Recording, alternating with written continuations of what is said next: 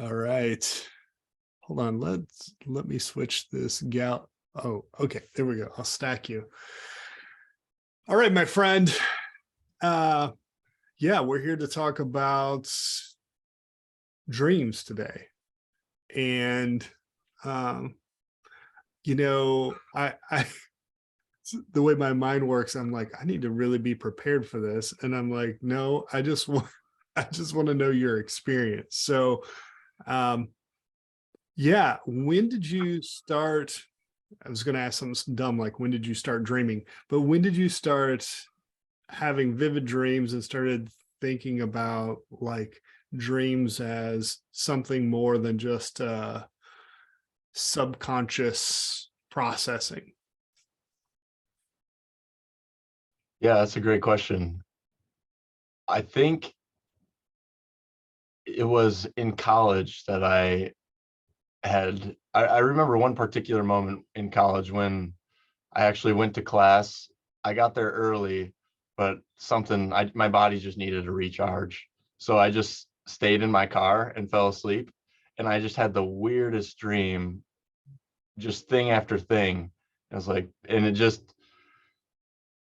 it was so peculiar that something told me to look into it more and kind of figure out what was going on. So at that point, I kind of searched for what it meant to see this or what it meant to see that in a dream.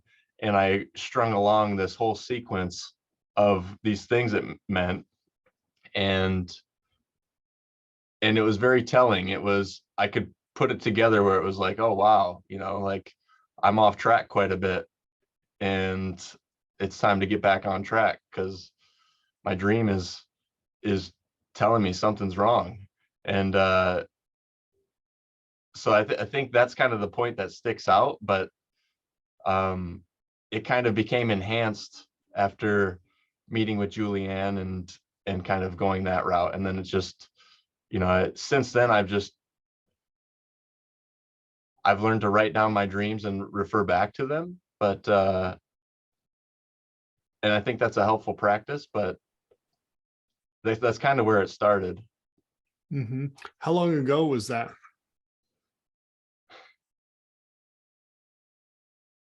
That was probably 2011. Oh, so that's been a while. That's 12 years almost. Yeah. Okay. Well, uh, what's funny, you know this, but I'm just telling the world out there is that um, how we've gotten to know each other is through Julianne, which you mentioned, who I never know exactly what to call her. She's definitely a spiritually gifted human being. She's able to somehow tap into some source bigger than her, and she teaches channeling. She does channeling, and both of us saw her independently and had pretty amazing experiences. And then she basically said, you guys need to meet each other. You've known each other from before. You're going to do good things together in the future. And via email, which is a weird email to get uh, for me, because I was like, well, maybe I won't get along with this guy. Maybe she's wrong. And if she's wrong, it throws everything into question. But that hasn't been the case. And we've spent all this time like processing, talking about really deep things.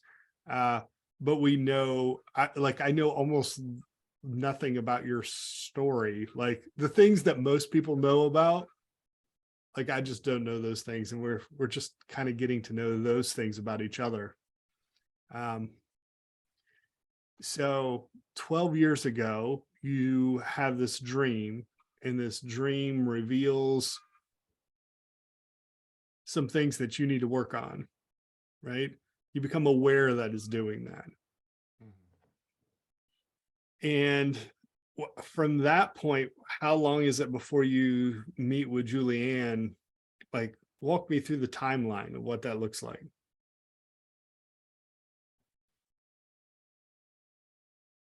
Yeah, so in the, like, from the perspective of the dreams, or like, I guess with regard to the dreams, it's, I lived here, I lived there, and I remember waking up, and remembering a dream at one of the places I live at with somebody's, and then waking up in another place, years later and remembering a dream. And so just remembering some of the strangest dreams, and some of them stick out to me more than others, but it was just kind of, it seemed sporadic. And um it wasn't until, well, I guess let me back up a little bit, because I got into Cliff High and the WebBot, Mhm. and that led me to, actually, that supported an understanding that there's a deeper consciousness connection, right? So, and then I got into, and to briefly explain the WebBot is like this, it puts these feelers out and scrapes the web of text that's being used and words that are being used, and then uses the words that are being used and is able to, or was able to, until the censorship kind of went off the rail, but was able to predict future events using linguistics. And so essentially we leak out prescience of future events. And so thinking about that, and then getting into like some of the work that psychics do and how that works. And then I got into the remote viewers. And so all of this sort of building up led me to this understanding that there's a greater consciousness connection that most people aren't aware of, or maybe refuse to believe, or I don't know, but there's, it led me to believe that, or at least hypothesize that there's this connection. And then, so then meeting with Julianne, she encouraged me to get into the Edgar Cayce Institute and look into that. And so I looked into that, and there was a dream helper circle that they were doing, and I got into that. And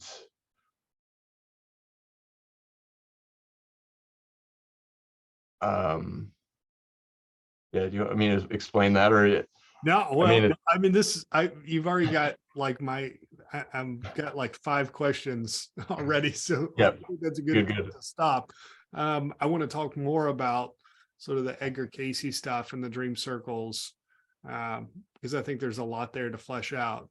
So, so it seems like there's this circuitous route. You have these dreams, they expand, like you start to see how this can improve your life. It's got connections to different places and different times in your life. And then you get introduced to Cliff High, his work with the WebBot data, and how you're a very scientific, data driven kind of mind. And I could see how that web bot, like sort of scraping the web and predicting the future, would really appeal to the way your mind works. Um, and a lot of that stuff has come true, right? A lot of that stuff that Cliff High has predicted has come true. Um, and then you said something like that got you into psychics and how that works. And I was like, I want to know how that works. Like, so so, are, tell me more about how you perceive how psychic abilities work. I know we're talking about dreams, but I'm super curious. Yeah, like, I always go back to the example of when when I, there have been times when I'm trying to call someone, and I think to call them, and next thing I know, my phone's ringing, or I have a text from them or something like that, where there's, and that's just a very simple example, but there's lots of things that can happen like that, where it's, you know, as a scientist and with the curious mind, it's, I start to hypothesize and think, well, maybe there's more to it than just random chance. And um, you know, going down that route, it's almost as though if I start to look for it, then it's there, Mhm. which of course I go back to because I wonder if it's a confirmation bias. But it's the evidence seems to be there to believe that. So it's interesting because with the psychic thing, there's people refer to psychics in multiple ways. I would say that that's a psychic impression when it's almost like an intuition. Like if I all of a sudden think I got to go talk to my boss right now, and she was on her way over to talk to me, or like things like that are just kind of, very subtle, but yet like maybe not chance, but something seems a little bit. There seems to be something underlying there that's worth looking more into. And with psychics, like I was saying, with psychics, it's people have all different understandings of psychics. I would say that that's a psychic impression, but sometimes I think psychics tap into this greater power. But it's interesting. I don't know quite how to frame it, but I do think that there's like this interconnected web of consciousness that we can all tap into, and that is the higher power, Mhm. or there are also higher powers within that, Mhm. or higher states of elevated consciousness within that. So it's interesting, but I do think that this is a good segue. It leads into the dreams, because the dreams are so, like, it's such a pure state where we really are in our calmest state, and then we can achieve, like, it is that soul speaking to us, or some higher conscious. Yeah. Can I can I tell you what my thoughts are around this? Because I would love to. Yeah, please. I don't. Have you seen the Avatar movies? I know it sounds like a cheesy No, thing. I haven't. Oh my gosh. Um, so it's kind of like a family thing. I was sort of divorced, single dad with 3 kids, and like it was one of the first like adult-ish movies that my kids could watch, and it's got some violence in it, but I think it's really beautiful. There's this idea of Awa, which is like this big consciousness. And there's these trees, these huge trees that the people go to, and they have this sort of thing in their ponytail where they connect into this tree. They also connect into the animals that they ride. They spirit bond with these animals. That's their horse and their sort of flying pterodactyl thing. And they also connect in with each other. They pair bond with each other through this, and they share consciousness through this sort of part of self that like interweaves in. And there's this huge tree that becomes like all the trees are interconnected in a web, and this tree that they go to, and then they connect into that in these higher meditative states, and it allows them to connect in with their ancestors and sort of collective wisdom and knowledge, and become one with nature and one with each other. um, there's a lot of other stuff that goes on in that movie, but that larger collective consciousness that they're able to tap into, that reminds me of what you're talking about in some of my experience. uh, Maybe in my own mindset, like I love this broad idea of sort of psychic, these synchronicities or coincidences, that psychic ability really expands my mind. Because sometimes I think of just like psychics are just like what Julianne does, which is like, very predictive of the future, super like clear channeling, you know, crystal ball type stuff, right? Uh, but you're talking about like all humans have this sort of psychic capacity. We've all experienced it. And if I'm hearing you right, like the dream state is that place where we're able to get out of ego, out of body, and into this other vibrational sea soup where we connect into this broader consciousness. Yeah, yeah, the dream state is like, it's almost like getting a bird's eye view of the mind, the body, Mhm, and the emotions. mhm. Yeah. So within that broader realm of spiritual gifts, um, I know we've said this before, but um, God writes, like God has spoken to me mostly through writing, where I write questions and then I write out the answer and it's super profound. And it's stuff that I couldn't come up with. And I have to like reread it to figure out what the heck is going on. And it really is, I'm just given like one word at a time and I'm just writing it down. I don't even know if it's going to make a full sentence that's going to make sense. And I'm just writing as fast as I can. And I've started to verbalize that, which is a whole other thing. But that's been the way that I've been able to tap into that higher consciousness. And I have had dreams, but the dreams to me feel like it's just my subconscious, like all these subconscious experiences sort of dumped in a blender and somebody pressed go and left it in for some period of time and then like poured it out. It doesn't feel directive or any like particularly useful other than my brain defragmenting, right? Mhm. And of course psychologists would maybe lean towards that as what dreams are. And I know other people have had these, and of course we have the Bible's full of people having dreams that are prophetic. Do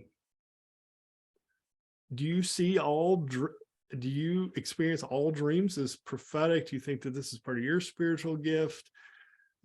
There are some people gifted in this way or others? Is this just undeveloped? I'm curious your thoughts about that. Mhm. Yeah, that's a great question. I'm not sure, it's like, I don't know if everybody has the capacity to play basketball, right? Like, so I don't know exactly if I'm not sure on that, but what I do know is, things like the, Hippocrates. So you had said psychologists may think that dreams are just kind of a mishmash of our experiences and throughout the day. And, I'd almost tend to believe that our experiences day to day give us the symbols that our subconscious decides to use to try to tell us something in our dreams. I would tend towards that because like I have a book here. I don't know. I could grab it, but I don't even know exactly which book it is, but one of the things they explain it's about dreams, and they say that Hippocrates, who, the Hippocratic Oath is a large part of medicine where you have to swear to the Hippocratic Oath. And actually in the Hippocratic corpus, which is like the whole corpus of writings by Hippocrates, he explains that no doctor should diagnose without the use of the patient's dreams. And so they go into some examples, and a man was he had a dream that his leg turned to stone, and then a couple weeks later they had to amputate his leg. So like there's just examples like that where maybe he was a construction worker and he works in cement, and I don't know, like, so there's just things like that where it's there's enough there for me to say anybody can do it. And if and I would also encourage, it's kind of like yoga. With yoga, if anybody wants to try it, it's really not about whether you can do it. It's just about trying it and getting into it and improving in your ability that you had from baseline, and anybody can do that. If you just try it, it's really getting over the fear of not being able to do it or not having it. But yeah, I don't know. Does that answer? I think so. Yeah, as a college professor for 20 years, people are like, well, people tell me all the time, they're like, oh, what do you teach? And I'm like, art. And they're always telling me about stick figures. They're like, I can't draw a stick figure. And I'm like, well, you can't write, you can't draw a T or an I. Like, I don't know. People are always saying these silly things, but I really believe that I can take anybody from a level 0 to like a level 4 or 5 with not that long of time and a little bit of willingness and some work and some good instruction. Like they can get from 0 to 5. Now there's some that they're getting from 5 to 10.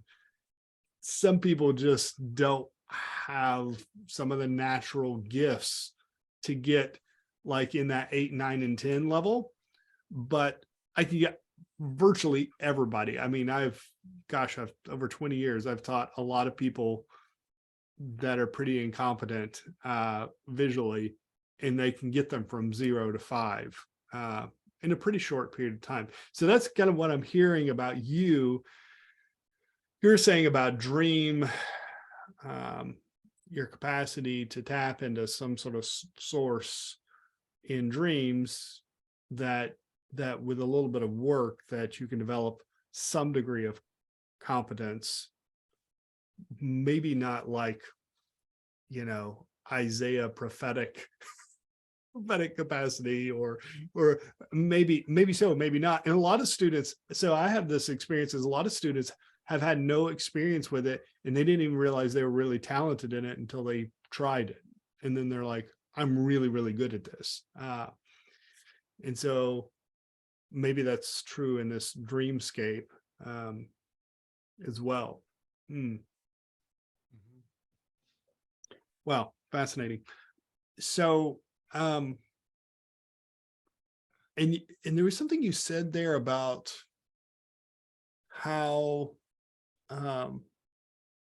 it's your subconscious using the symbols of your life to communicate with you.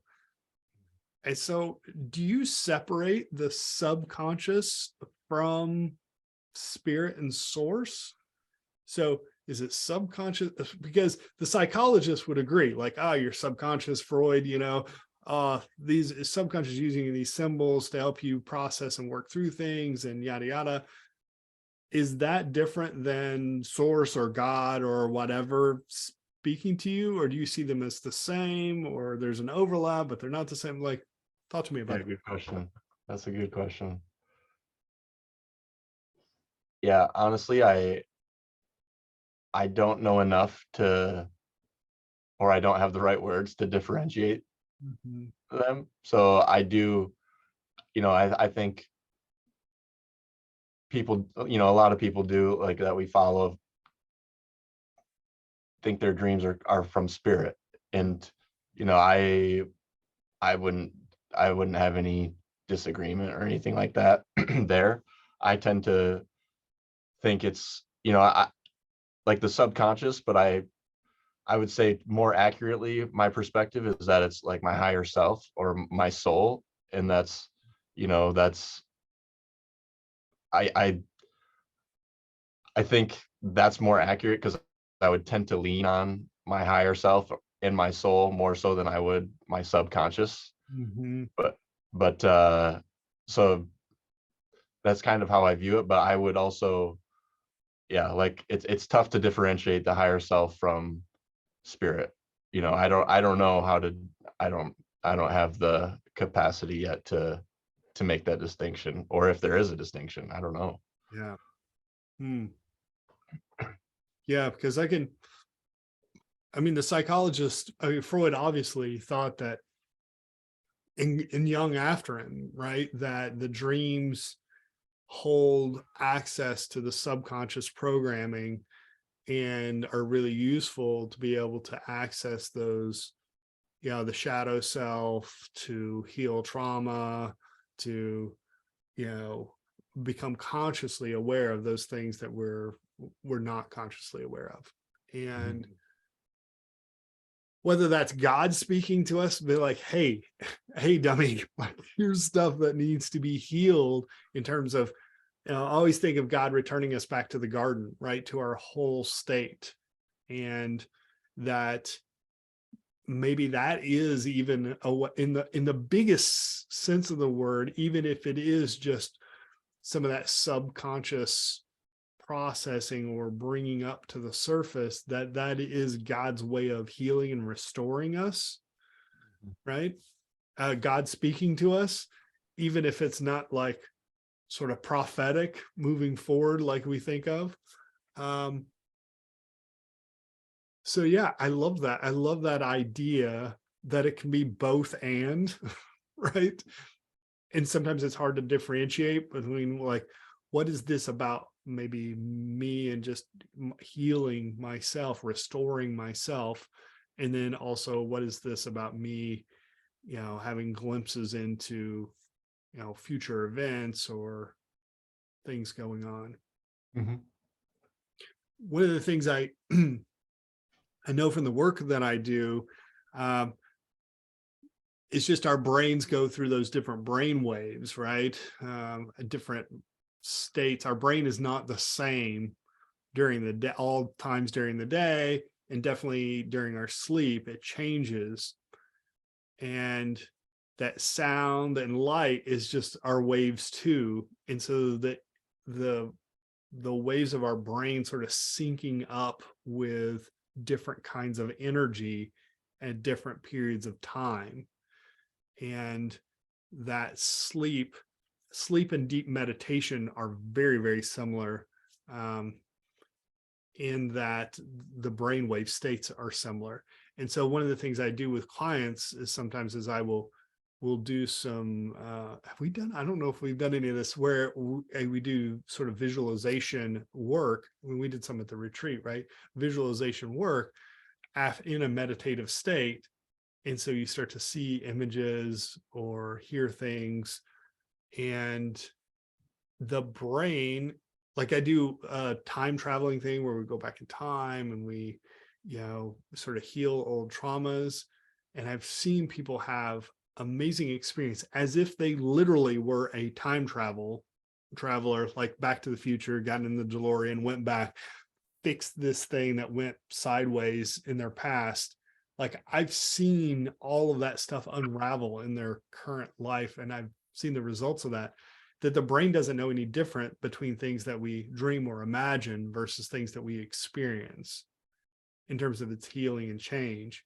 And so maybe dreams are one of the ways that God or spirit can guide us to heal some of that stuff in the similar way that I guide people to heal some of that stuff consciously. Yeah. And one of the things that's really trippy on my side is that when I do this with clients, I have my eyes closed too. So I ask them questions. We're talking. It's not like I'm hypnotizing him, or maybe we're both hypnotized. I don't know exactly how that works. We're in a shared hypnotic state because I'm asking them questions. They're telling me things they're seeing, and I'm using all my visual skills to be there with them and see what they're seeing, because it helps me to ask questions and it helps me to understand the timing, and it helps me to be there and empathize with them, because I don't know how it's going to go. And so I end up having it's like a shared consciousness in that sort of, like both of us, like two bottom points of a pyramid in a shared moment that we're co-creating together.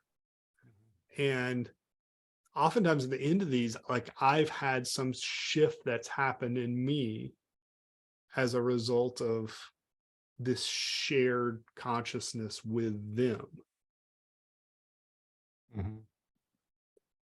And that sounds a little bit like what you were describing of this dream state, as this higher consciousness, and then sort of we're accessing this bigger stream up above. And maybe that's shared with other people that know other things, like we're tapping into some sort of spiritual internet of sorts. Yeah. What are your thoughts? Yeah. So where my mind was going was, and I'll share, I typically don't share this, but whatever. Like I used to do dumpster diving and get into dumpster diving. And there was a Pier 1 Imports that was always like, there was always a bunch of good stuff, right? So, and I would frequent it and go, pretty frequently. This was years ago. And it got to the point where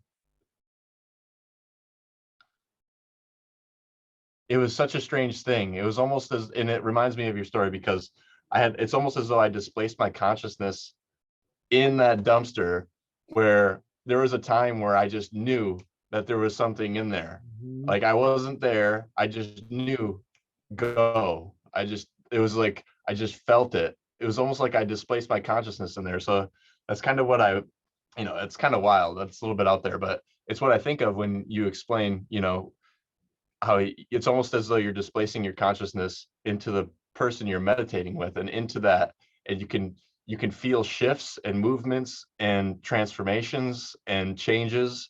And so it's very similar. And I think the dream state is like almost just an aspect of consciousness, but really that can be achieved. Consciousness is so infinite that it can be achieved outside of the dream state too. Yeah. I love this. So somehow we came into this conversation. I want to know about dreams, and now it's like, I feel like it's just expanded into everything, including dumpsters diving. And I love this about you because I have done some version of dumpster diving throughout my life. Like I love the idea of finding things that people throw away that are of value. Like just the idea of it brings me great joy. So Yeah, we can cut that out if you want. yeah. It's okay. I think it endears me to you. We may have a whole group of followers of people that are similar to us. Okay, so I want to be conscious of time. Talk to me a little bit about what the dream circles are and how they work. Yes. So I'm very new to this, but what they were doing in the 80s, and from what I understand, they would have a group of 8 to 12 people that would want to do the Dream Helper Circle, and they would meet in person, and anybody that wanted to be the focus person would put their name in the hat, and then the administrator would wish that the person that could use the most benefit or provide the most benefit to the circle would be selected, and they would draw a name from the hat, and that person would be the focus person, but nobody would know who the focus person was. And Okay. so then everybody would set their intentions to dream, and they would set their intentions to dream for the focus person, and um, and then come back the next day and report their dreams back. And they even set it up in such a way where they would report all the dreams back, and then they had a whole set of dreams that weren't actually part of the circle, and they would test the focus person to see if the focus person could say, okay, I think this dream was for me, this dream was for me. And more often than not, the focus person would select more of the dreams that were than that weren't meant for them. So and this is off of Edgar Casey's work, that these dream circles have been going on.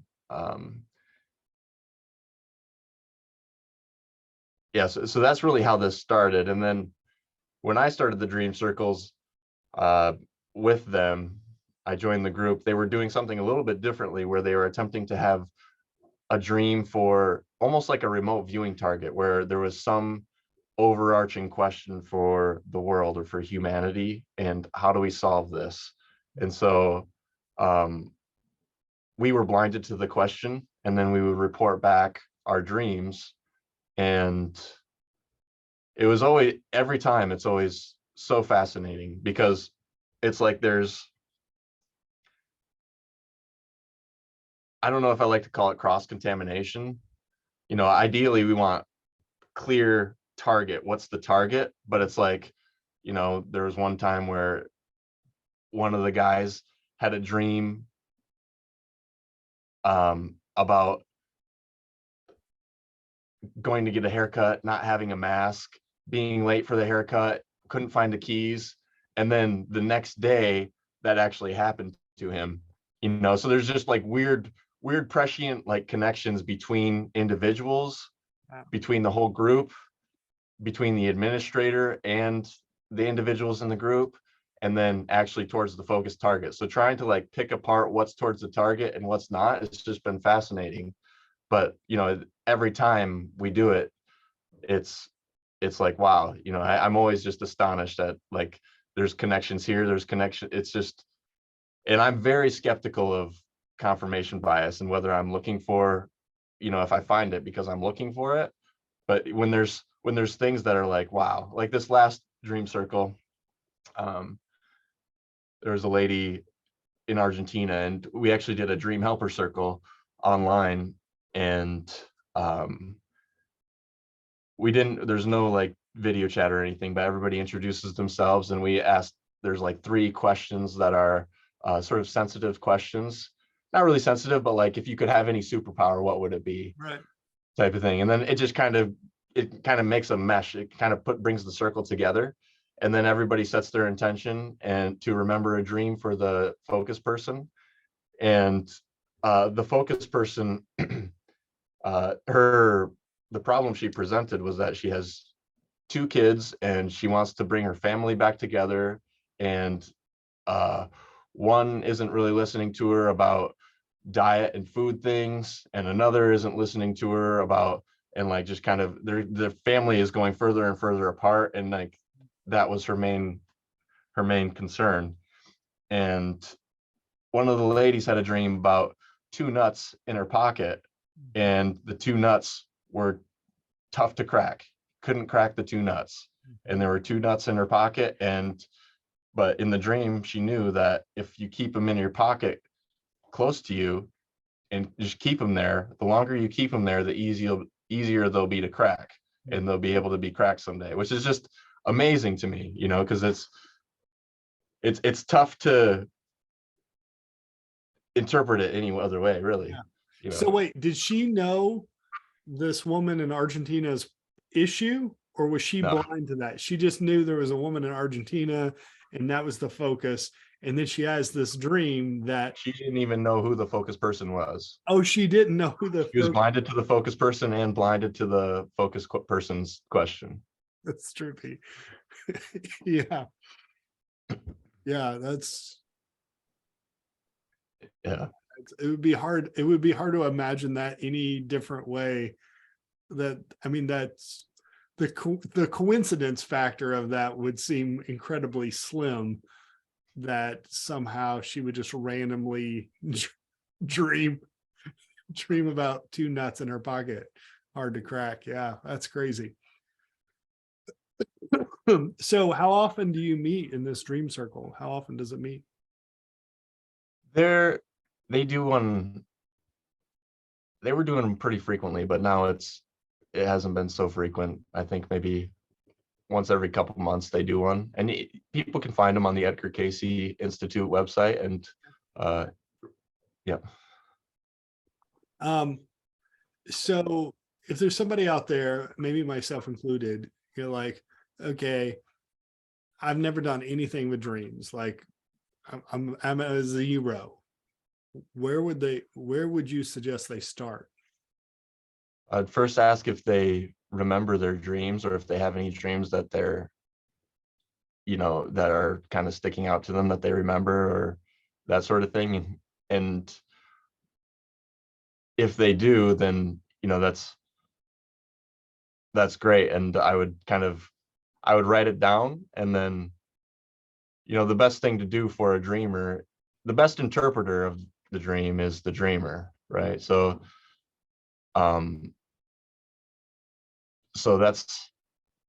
that's great. But if the person hasn't had any dreams, there's ways that you can set your intention to have a dream and set your intention to remember a dream. And I even, a lot of times, if I really want to have a dream, especially for like the dream helper circles where I really want to make sure I can remember a dream, I like try to avoid carbs and all that. I try to avoid junk Yeah. before bed, and like, because I think even fasting or that sort of thing would bring out dreams more clearly and allow for more easier recall. But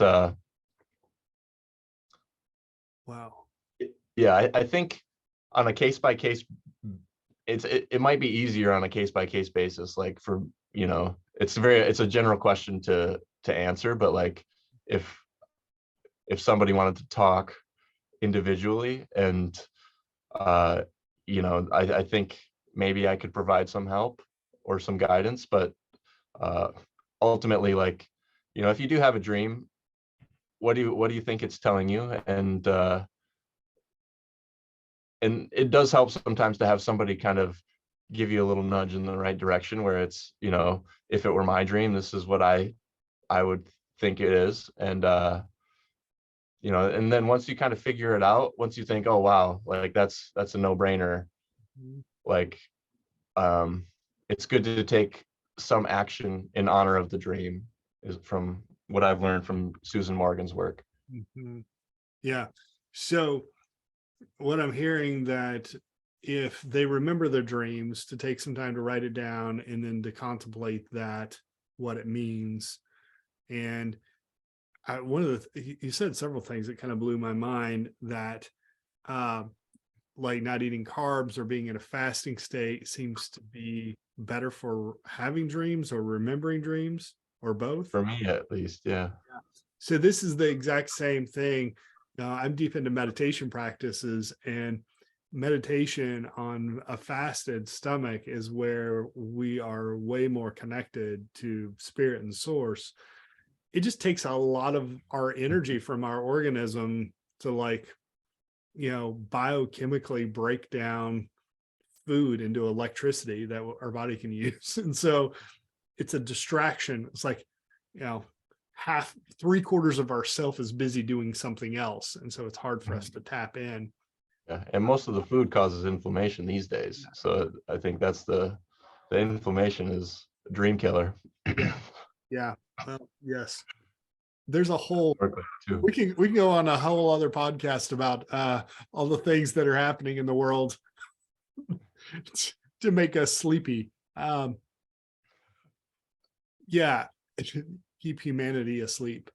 Um, what about the person who doesn't remember their dreams at all? Says, I barely remember them. I think I have some every once in a while. What would you suggest for that?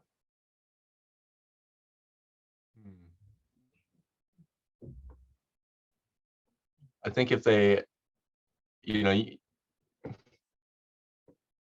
yeah, that's tough. Like, if they have the intent and the desire to have a dream, Mhm. that's one thing. Because some of the, like, I want to be careful with my presumption, but I think most of those people tend to think that, like you had described earlier on, that the dream is just like uh, a whirlwind of the experiences that we've had, and there's really no rhyme or reason or anything to it. And so, I think I would challenge those types of people to push themselves out of that belief and attempt to set their intention and belief in a different way, in that the dreams can be beneficial and that sort of thing, because there is evidence that dreams have been used, like the Hippocratic Oath thing. There's plenty of evidence that people use dreams, and Indian tribes and all that. There's plenty of stuff out there, but I think it's, yeah, I guess for those I would challenge to try to reframe the perspective. Yeah. One of the things that was fascinating from when I got sober, I mean, it was 24 years ago, right? And um, I didn't even realize it, but I was not, because I drank almost every night to help me go to sleep. And it would knock me out, but I wouldn't dream. And then when I got sober, I was having crazy vivid dreams. Like, it was, I mean, a lot of them were very scary. And I started doing some research, like what was going on. But yeah, like heavy drinking before you go to sleep inhibits you from going into the REM state, which is part of the cause of mental illness for people that are alcoholics, is their brain, their subconscious never gets to even defragment the brain. More or less, it's separating us from our higher consciousness, higher, from God, in our sleep state. And so, yeah, that's really fascinating. I have had some success. If I set an intention, I can remember my dreams, but a lot of times I don't. I think I know I have dreams, but my wife is super gifted. She like astral travels and lucid dreams, and she sees her own body and sees sort of spirits in the room. Like, I mean, she does all of this. And I'm like, I'm kind of jealous of it, because and it's not like, I think she has read some books and done some stuff in the past, but it isn't like she sets an intention. It's just sort of her natural ability. So I think that almost like some of us have like these natural abilities in different places, in kind of the dreamscape maybe somebody's, but I think that we all can develop that to some level of gifting. I think it's probably the same is true with channeling as well. And yeah, it's just one of those things that's very immature still in me.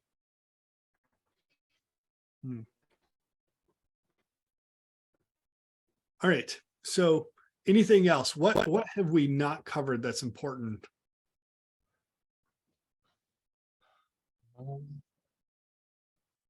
There's a lot. I'm sure there is. Yeah.